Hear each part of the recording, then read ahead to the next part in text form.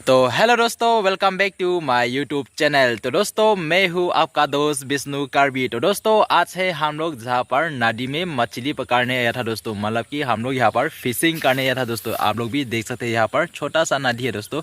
आप लोग भी पूरा देखिए दोस्तों। यहाँ पर ये रहा, वहाँ से आया था दोस्तों।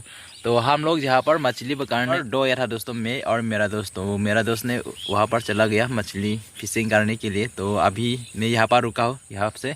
तो अभी शाम हो चुका है दोस्तों, अभी घर भी जाने वाला हूँ घर पर। तो हम लोग अभी तक तो नहीं मिला, मतलब कि 3 मिला था दोस्तों, 3 मछली मिला था। इतना छोटा छोटा मछली मिला था, 3 पीस मिला था। तो आप लोगों को मैं दिखाऊंगा, थोड़ी देर बाद वेट किए आप लोग।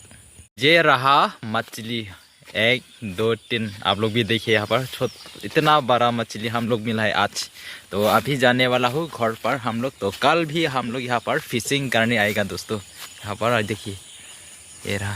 तो इतना बड़ा मछली, तो आज रात तो पार्टी होगा हम लोग का घर पर, फिशिंग मछली का पार्टी। ये रहा। तो दोस्तों, सभी लोगों के लिए नेक्स्ट वीडियो पे मिलते हैं दोस्तों। टाटा बाय बाय, गुड नाइट।